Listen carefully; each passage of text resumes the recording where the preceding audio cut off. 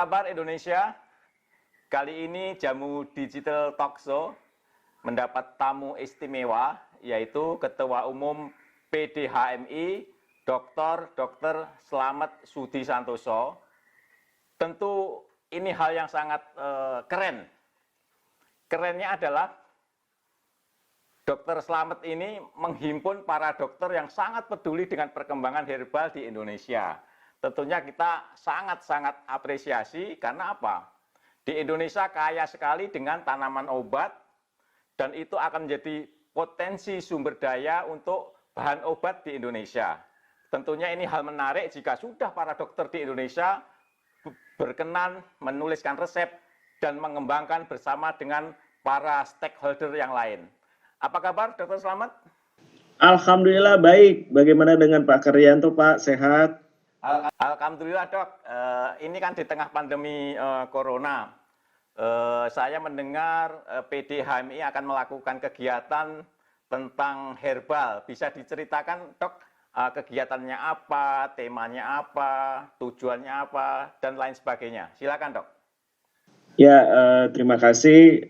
Assalamualaikum warahmatullahi wabarakatuh kepada semua penggiat tentang pengobatan, bahwa Perhimpunan Dokter Herbal Medik Indonesia ini suatu wadah komunikasi antara dokter-dokter yang memang sangat concern untuk mengembangkan herbal sebagai obat komplementer dan terintegrasi. Jadi kalau dilihat dari mulai pendiriannya pada tahun 2009, pergerakan ini sudah mulai terjadi karena ada beberapa pendidikan magister herbal medik yang kenyataannya mereka cenderung ingin mengembangkan satu local wisdom dari Indonesia, yaitu mengenai kekayaan alam herbal medik yang belum digali secara sempurna. Dan ternyata keinginan ini juga diikuti oleh kebijakan-kebijakan dari Kementerian Kesehatan dengan adanya layanan kesehatan tradisional. Itu ada lembaga direkturian Kestratnya, dan ini sebetulnya semakin memperkuat bahwa herbal medik Indonesia ini harus bisa unggul di negara kita sendiri. Karena kalau kita perhatikan, banyak obat-obat herbal itu import dari Cina gitu. Apakah Indonesia tidak punya? Padahal Indonesia itu negara yang zaman dulu itu terkenal dengan produk-produk jamu sebelum obat-obat konvensional masuk dalam dunia pendidikan kedokteran. Nah, sehingga PDHMI ini pada perkembangannya ingin mengajak dokter-dokter yang punya background pendidikan herbal medik dan concern dengan herbal medik untuk bisa mengembangkan ini. Beberapa kegiatan yang sudah dilakukan oleh PDHMI, waktu itu ketuanya lah Dr. Hadi Pranata.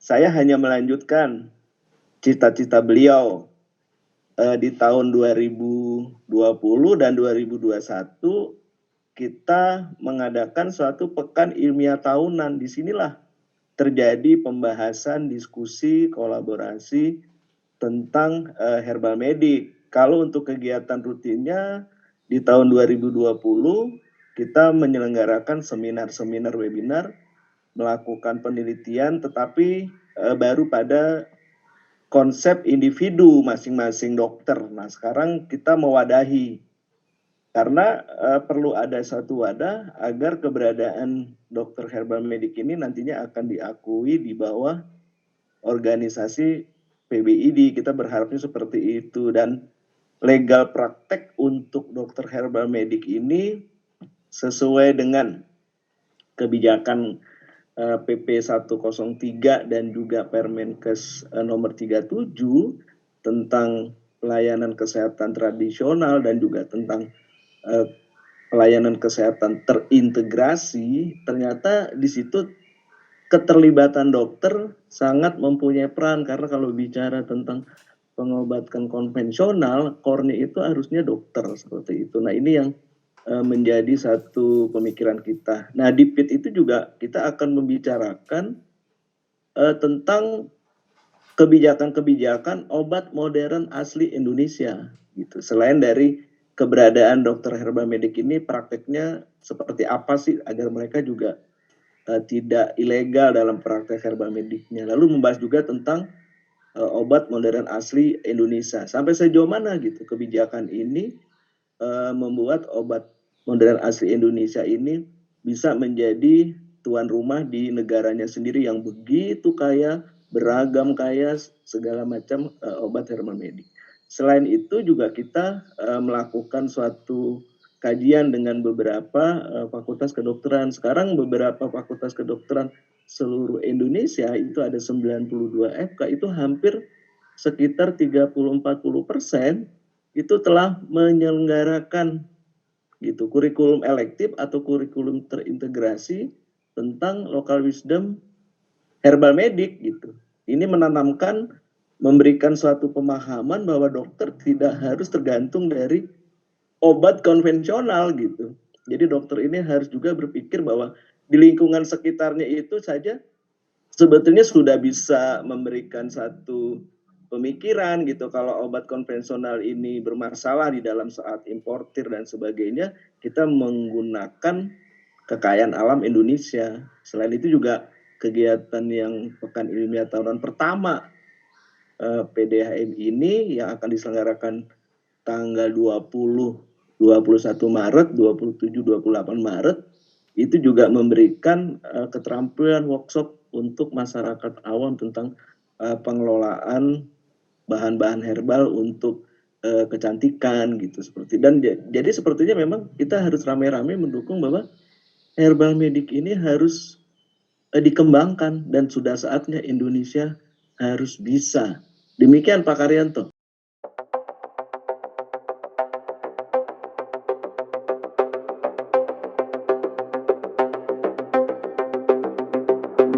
Dok, tentunya ini kan diperlukan usaha agar seluruh lulusan alumni Fakultas Kedokteran sangat paham dengan mekanisme herbal Indonesia, kemudian bagaimana pemilihan produknya dan sebagainya.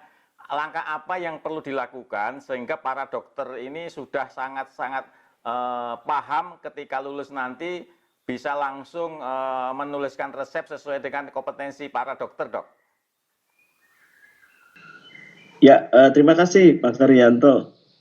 Bahwa salah satu dari kegiatan PIT ini yang tadi sudah disampaikan adalah memberikan pemahaman kepada dokter dan tenaga kesehatan bahwa ternyata ada obat yang berasal dari herbal, selain juga obat yang berasal dari kimia, yang bersifat integrasi gitu, bukan pengganti. Kalau pengganti itu kesannya second opinion gitu. Jadi kalau menurut kita bahwa ini sejajar, karena dengan demikian fakultas kedokteran yang menghasilkan calon-calon dokter yang akan meresepkan harus paham betul tentang sebetulnya herbal medik itu jamu atau apa. Jadi jangan sampai dianggap kontroversinya ini mendidik dukun. Ini masih menjadi pertengkaran dan pemahaman yang dari disiplin ilmu terkait dengan farmakologi ini juga masih banyak yang belum juga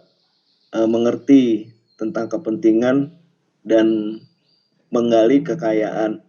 Prinsipnya bahwa yang dilakukan di kita, satu adalah pemahaman itu. Yang kedua, menekankan pada proses penelitian yang melakukan suatu evidence-based medicine.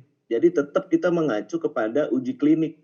Kan pada prinsipnya bahwa pemberian obat itu harus mempunyai efikasi dan efektivitas di dalam melaksanakan penata laksanaan dan juga memberikan keamanan gitu, keamanan terhadap pasien yang menggunakan. Ini tetap kita pegang teguh sehingga bahwa bicara tentang obat yang nantinya berasal dari herbal ini bisa menjadi suatu evidence based, tentunya akan menjadi pemilihan untuk dokter meresepkan.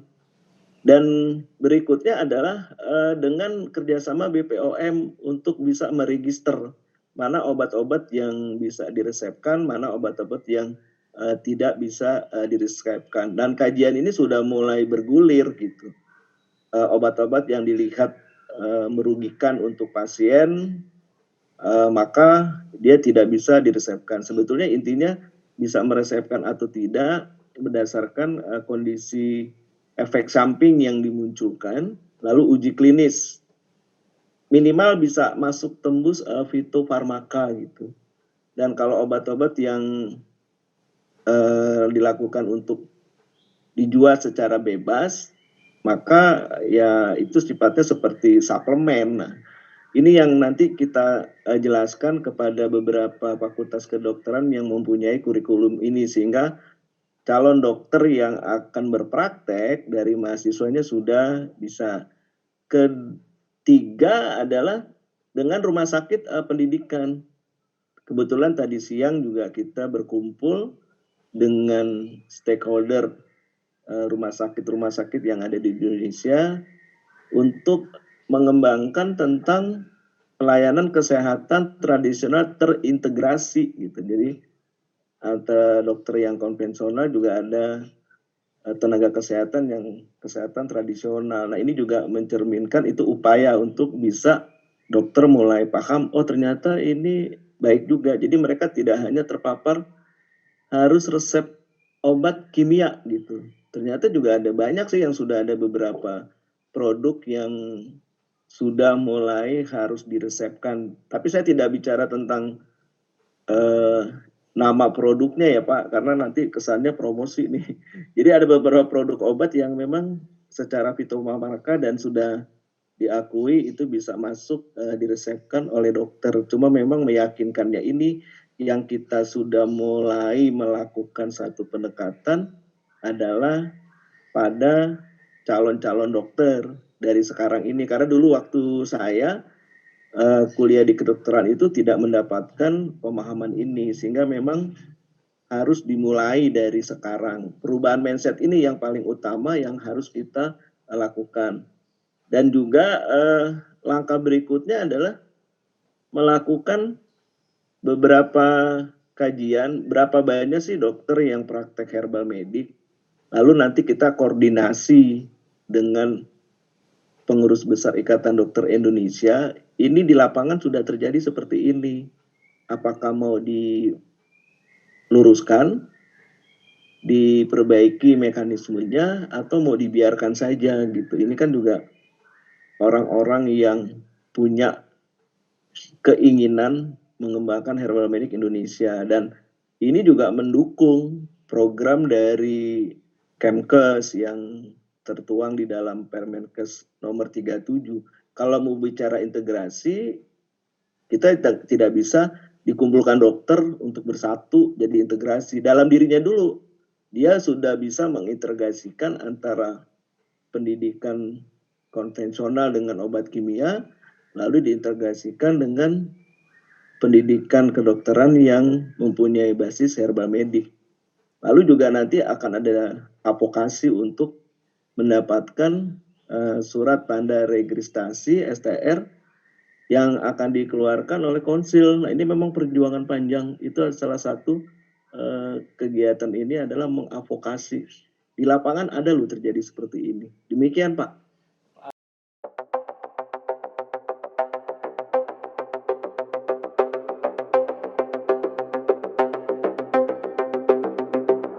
Tadi saya menyebut salah satu yang harus dilakukan adalah riset, sehingga nanti herbal itu sudah memiliki evidence base sehingga para dokter trust. Dalam 1 tahun terakhir ini saya ngamatin benar Menteri Kesehatan waktu itu zamannya Pak Terawan, kemudian Menteri Perindustrian, kemudian PMK, Menko PMK, kemudian Badan POM, bahkan Badan POM sendiri pada bulan April 2020 menerbitkan buku Informatorium Obat Modern Asli Indonesia pada saat pandemi COVID. Nah, sekarang kendalanya apa dok? Kalau secara pribadi kan dokter sudah bisa ya, kalau praktek mandiri itu bisa langsung meresepkan obat yang sudah evidence based seperti OHT atau fitofarmaka. Nah, kendalanya kalau tadi dokter masuk di dalam pelayanan kesehatan di rumah sakit, kan harus masuk di Fornas, Formularium Nasional. Apa pandangan dokter tentang hal ini sehingga benar-benar obat atau ya berbahan dari alam Indonesia itu bisa menjadi tulang punggung dalam pengobatan nasional, Dok? Ya, sepakat Pak. Yang tadi saya bilang ini perjalanan panjang dan perjuangan bukan hanya oleh PD HMI semata, tetapi juga didukung oleh masyarakat. Jadi kalau masyarakat sudah mulai mempercayai bahwa pengobatan penata laksanaan terapi dengan herba medik ini ternyata baik. Memang belum bisa semua, itu yang kita bilang adalah perubahan mindset. Nah ini terkait dengan penelitian. Jadi pandemi COVID 2019 mulai terjadi pandemi, dana pengucuran untuk penelitian itu banyak sekali Pak gitu. Teman-teman di Fakultas Kedokteran meneliti ada yang sari jambu gitu ya, terus ada eucalyptus gitu, eucalyptus yang Menteri di Pertanian itu sempat heboh dengan apa kalung apa Pak namanya kalung minyak angin gitu ya. Nah sehingga menjadi hal yang kalau menurut kita sih sebetulnya itu adalah kita akomodir jalan baik gitu. Jangan dipertentangkan mana evidence base-nya gitu. Harusnya itu didukung bagaimana itu bisa menjadi satu bukti medis. Jadi ada bukti medis yang mengatakan secara penelitian ini hasilnya betul-betul memang untuk meningkatkan imunitas gitu. Dan ini bergulir di Kementerian Pendidikan Tinggi, Kemenristek-Dikti, dulu masih bergabung gitu, Ristek-Dikti, itu dananya sampai miliaran gitu. Ada beberapa teman juga dapat gitu. Nah, cuma tindak lanjut dari itu kita belum lihat nih apakah betul bisa menjadi, karena syarat-syarat tentang uji klinis fitofarmaka ada yang bisa dipenuhi, ada yang tidak bisa dipenuhi. Nah, kalau menurut kita, kalau memang pemerintah Indonesia menginginkan ini menjadi unggulan produk herbal medik, harusnya ada pusat kajian yang memang betul-betul concern didanai besar-besaran untuk bisa tuntas hasilnya. Sekarang ini kita belum lihat nih mana yang dari hasil penelitian ini bisa menjadi satu produk yang bisa digunakan. Jadi kesannya waktu itu kayak apa ya, kayak rame-rame ya neliti, tapi setelah itu kita nggak tahu. Nah ini kendala yang juga dirasakan oleh Badan POM, karena Badan POM juga prinsipnya adalah keamanan obat, efikasi dan efektivitas itu yang selalu dipegang. Nah kalau bicara tentang formularium nasional, untuk yang 2020 saya melihatnya memang hanya perubahan sedikit tentang obat yang digunakan dan itu belum masuk gitu. Nah, perjuangan obat modern asli Indonesia ini masih dalam tahap kebijakannya sudah ada, tetapi penerapan untuk dipakai oleh para dokter ini yang memang tantangan berat, karena tadi saya sampaikan bahwa dokter itu pendidikannya sudah kedokteran yang konvensional. Nah, bagaimana merubah pendidikan kedokteran yang konvensional? Ya kita harus sudah mulai memberikan pemahaman ke adik-adik mahasiswa kedokteran yang akan melanjutkan regenerasi sebagai dokter nanti tentang paparan herba medik. Demikian Pak gitu. Dan mungkin kebijakan ini harus juga didukung oleh Kemendikbud yang saat ini. Nah ini belum gitu. Nah saya salah satu dari pengurus Asosiasi Pendidikan Kedokteran ini juga akan membicarakan tentang kurikulum ini gitu. Nah ini akan dibahas nanti di Pekan Ilmiah Tahunan PDHMI 2021.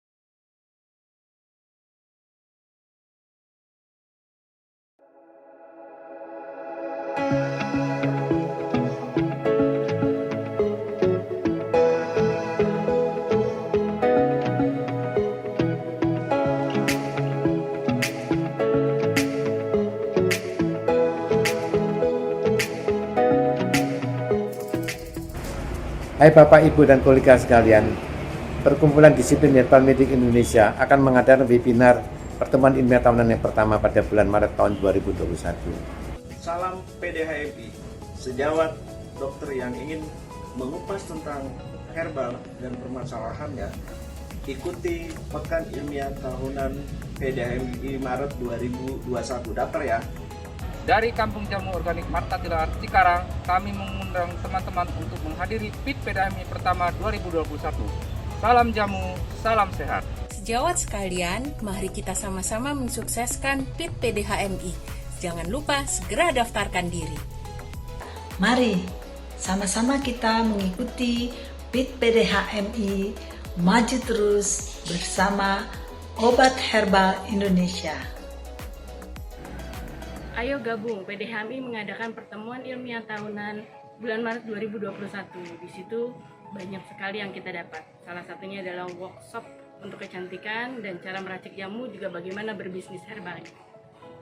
Assalamualaikum warahmatullahi wabarakatuh.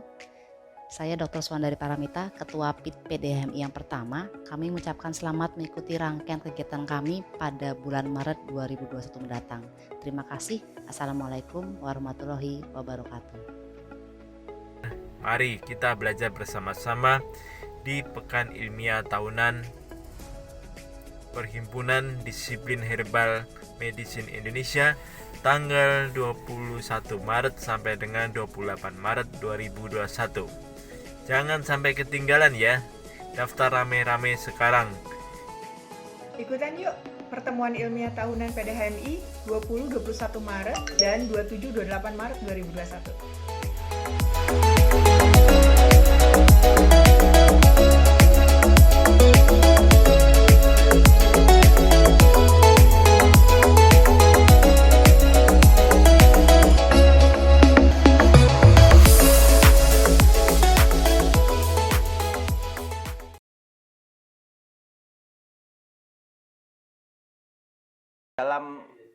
Dalam PIT nanti, Pekan Ilmiah Tahunan PDHMI juga akan dibahas tentang OMAI, Dok, obat modern asli Indonesia. Ya, betul. Jadi memang ada satu slot yang khusus membahas tentang OMAI. OMAI ini mau dibawa kemana sih gitu? Apa hanya sekedar surat rekomendasi, aturan dan sebagainya? Tapi kan perlu implementasi. Nah, bagaimana implementasi ini bisa dipahami oleh seluruh praktisi?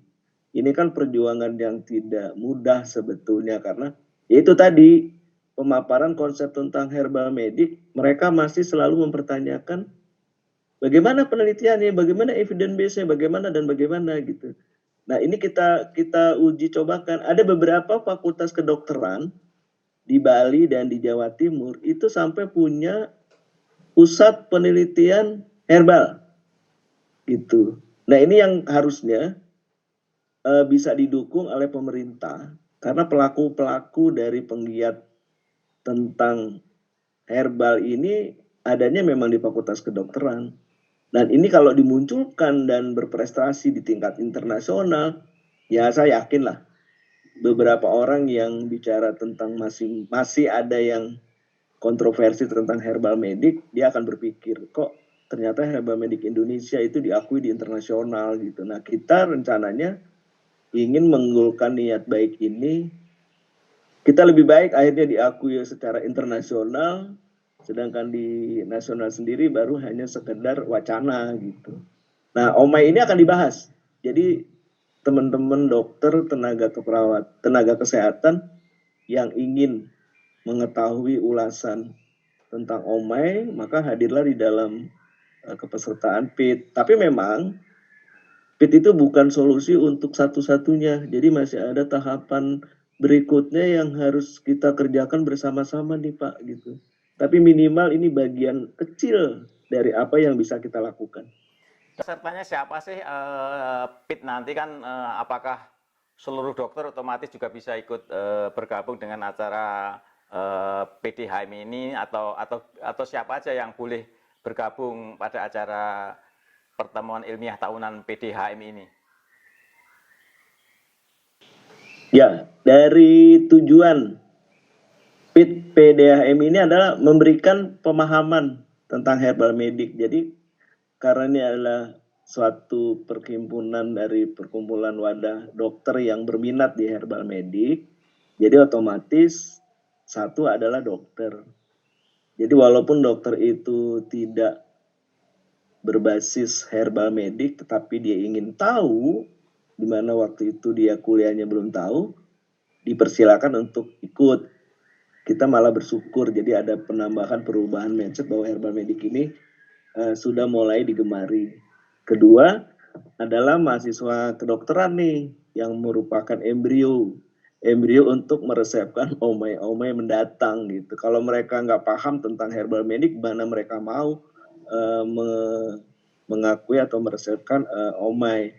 Nah, selain itu juga tidak hanya bisa dokter saja yang mensukseskan tentang omai ini. Jadi tenaga-tenaga kesehatan mulai dari farmasi, mulai dari keperawatan, itu dokter gigi termasuk medis ya. Ini juga bisa mengikuti. Bahkan pengajar gitu, dosen. Kan dosen itu juga harus mempunyai pengetahuan, wawasan, jadi knowledge, skill, dan attitude itu merupakan suatu ranah kompetensi. Ini bisa mengikuti gitu. Jadi memang kita terbuka. Tetapi untuk yang umum, ini bisa daftar untuk mengikuti yang sifatnya sesi umum. Ada yang kita buat untuk sesi umum. Dan bagaimana menggiatkan peserta PIT ini? Kita melibatkan aktif dari peneliti di Fakultas Kedokteran, karena kita ada lomba poster juga. Lomba poster tentang herbal medik. Lalu juga melibatkan mahasiswa dalam lomba video, di mana nanti lomba video ini itu akan menstimulus. Keadaan sekarang kan informasi teknologi itu mungkin lebih mudah disampaikan dalam bentuk visual gitu.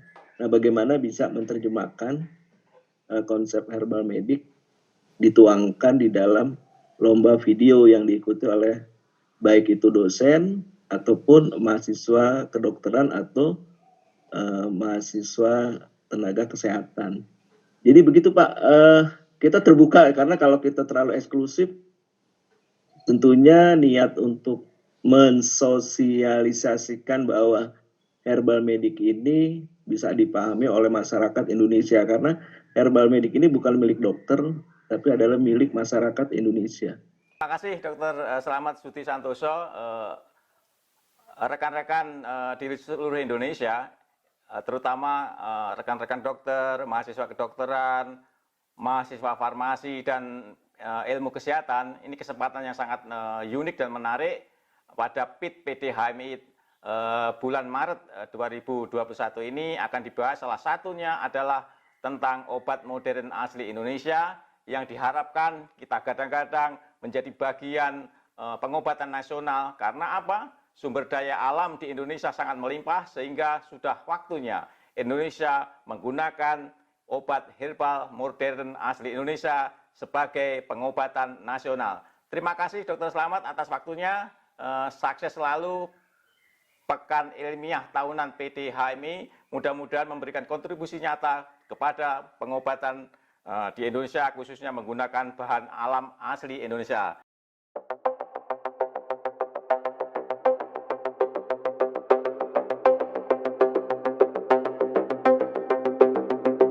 Harapan apa, dokter dan sebagainya, silakan 1-2 menit. Silakan Dok, closing statement-nya. Sejawat dokter dan tenaga kesehatan, kami berharap bahwa PIT PDHMI ini menjadi satu ajang bahwa disinilah pergerakan omai harus tetap berjalan dan omai menjadi tuan rumah di negara Indonesia, karena ini adalah kepentingan masyarakat Indonesia. Salam sehat, salam semangat, dan selalu bahagia.